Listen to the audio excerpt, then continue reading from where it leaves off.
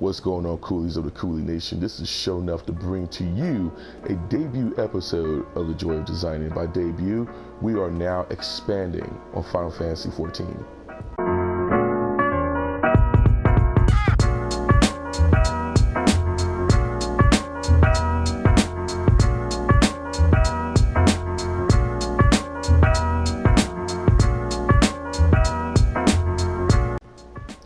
That's right, we are now expanding our character customization talents over to Final Fantasy XIV.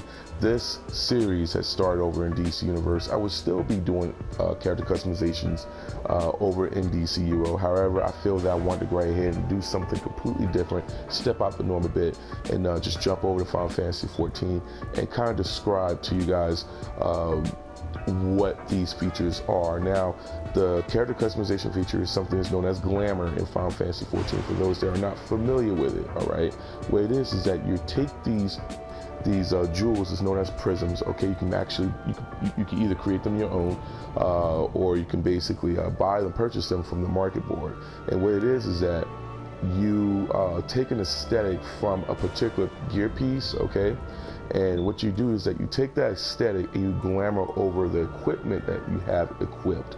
All right, so rather of having the original aesthetic that's from that gear piece, all right, you're basically glamoring over, or rather you're clothing over that particular gear piece with something of your choosing.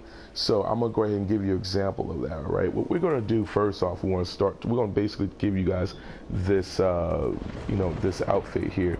Now with DC Universe Online, of course, you have like a color palette and everything else. It was pretty basic, it's pretty simple because that was already embedded in the game. However, you're utilizing not just only the prisms in this game, which cost in-game money, which is of course gil. You're also going to be spending a bit of money on some of the paints that are available in this game. So so the thing of it is that in order for you to look the best, you have to spend a bit of dough in this game. And here at Joy Designing, I want to go ahead and try to make it efficient for everybody out there, so that way you know what you're aware of, and pretty much what to do and what to get. Now some of the prices do vary, especially going to the market board. Some of the prices do vary on the board based on what server you're on. Here I'm in Midgard Summer, so so for me, this chest piece I have here may cost a bit different than what you see over in the market board where you are, whatever server you're in. And so I want to go ahead and get started on that real quick. So first off, we're going to what we're going to do is we're going to go ahead and turn on my HUD, and then we're going to go over here to character. Now you'll notice that if your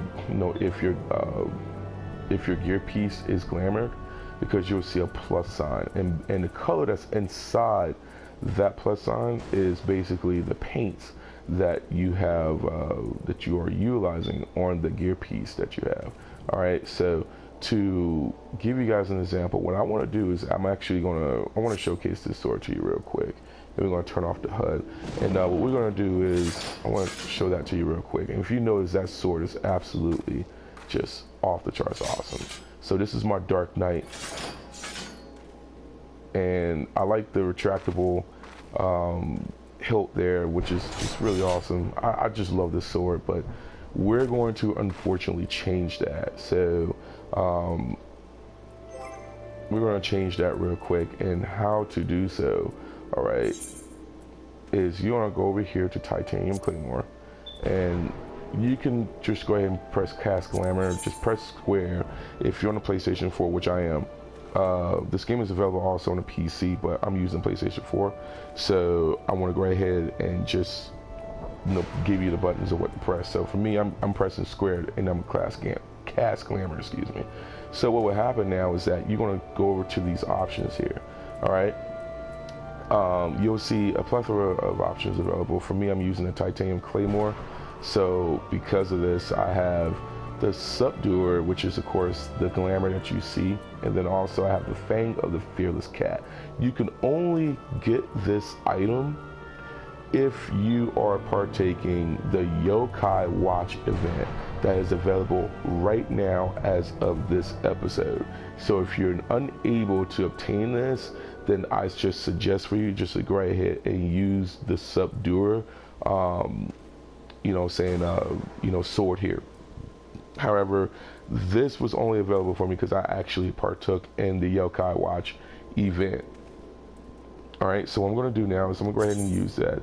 Now, there are different types of prisms in this game, and it's based on the certain styles that are available in this game. So it is very intricate and it's very, very complex.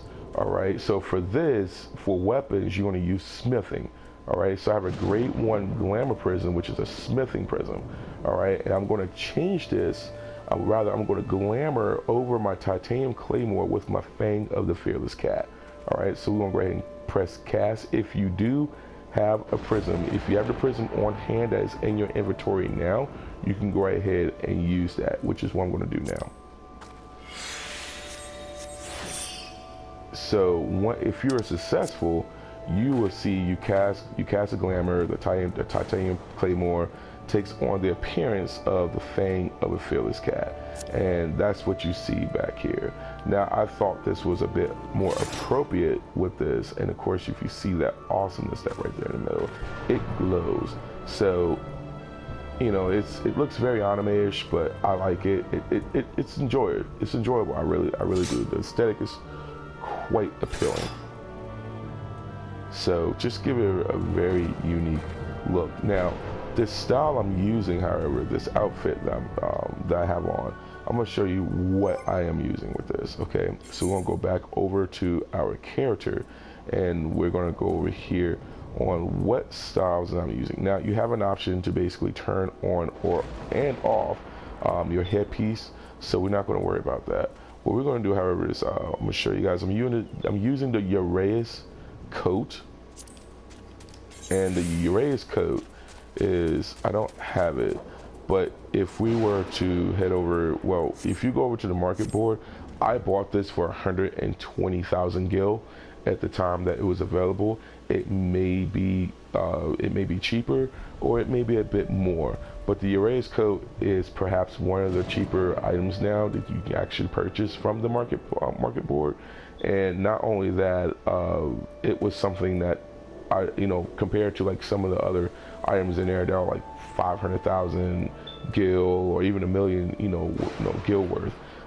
For me, this was just cheaper, and of course, it's now really one of the common styles you can actually see on a few people. I just thought that would just look totally amazing on this character.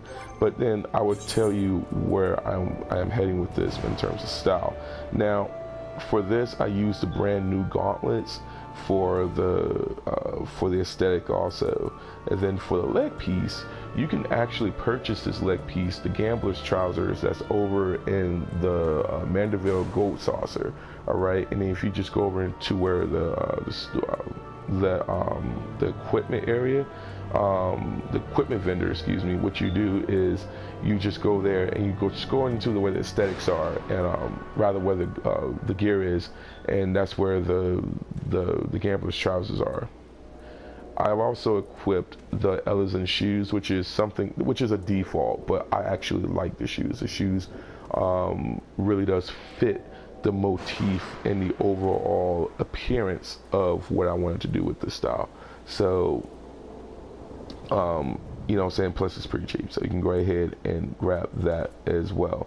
Now, I don't recall what prisms I use for these, but that's something that's going to change in the future when I do more episodes of Enjoy Designing on this game in Final Fantasy XIV. All right, so that way, again, you will get the in-depth look on what prisms to use, how much gil you'll be spending, and more so what colors I utilize as well, so that way you can get the most efficiency out of the outfits that you are creating, as well as something I've concocted too. But the results here, and we want to go ahead and turn off the UI one last time, is this here. Now, I've pretty much created a Dante / Ragna BloodEdge style here. Now, when I say Ragna BloodEdge, and this was really one of the ways to go, I wanted to originally create, like I said, Ragna BloodEdge. and that's just because, as you see here, the gauntlets, they basically represent the Azura Grimoire, and that's from Blazblu. And I was like, okay, cool. Then all of a sudden, people were just stating that I look like Dante, and I was like, well, that's not where I was heading, but thank you, it's no problem at all. And somebody told me that Ragna the BloodEdge was based off of Dante's look, and after much research and pretty much trying to basically decompose my delusions of grandeur, if you will, I was like, you know what, yeah, it is, it really is. So I mean, you can pretty much call it like how you want it. You could either make a Dante, if you want to create a female version of Dante, or even your own male version of Dante, you just have to not utilize these gauntlets. If you want to go for the Ragna BloodEdge look, I recommend using these gauntlets. This is just something of a signature of my own. This is something I just want to say, hey, this is just to represent the the Azura Grimoire from Blazblu. So there you have it. This hairstyle, however, is something that you can just go ahead and go to aesthetician, and you will of course, if you have the Heavensward, and if you are at I don't recall what patch it is, but this is one of the new hairstyles that was released not too long ago. All right, and I think it's like 3.20. I may be inaccurate with that, but again, next time I'll give you guys more information in terms of everything that you see here. But this is just something I want to showcase, and again, this is what I use and how to utilize it. All right, so again, we just glamored over my titanium claymore with the Fang of the Fearless Cat, which is from the Yokai Watch event that is out right now as of this episode. And I also used the Eoreza coat over my my equipment, the Ironworks armor fending. I also use the brand new gauntlets, which is the gauntlets that I have that I've just covered over my Ironworks gauntlets of the fending. And then with the Ironworks trouser fending, I use the Glamblers trousers, which you can go ahead and purchase over the Mandeville Gold Saucer. All right, and finally, over my Ironworks sabotage of fending, which of course is the feet piece, I use my Eoreza shoes, which is the default shoes that you will acquire from the beginning of the game. But that will do it for now for this episode of The Joy of Designing. And I want to thank you guys for actually making this channel your channel for Joy of Designing, and for many more gaming videos to come, and more sessions to follow as well. Be sure to go ahead and click like if you do enjoy this video, and go ahead and subscribe to my channel so you can go ahead and be a part of this Cooley Nation. And I just want to thank TGM, and big shout out to them for the partnership. And I want to go ahead and let you guys know, love what you do and do what you love for the love of the game. Be blessed, and tune in next time for more episodes of The Joy of Designing. By His grace, Sho'Nuff.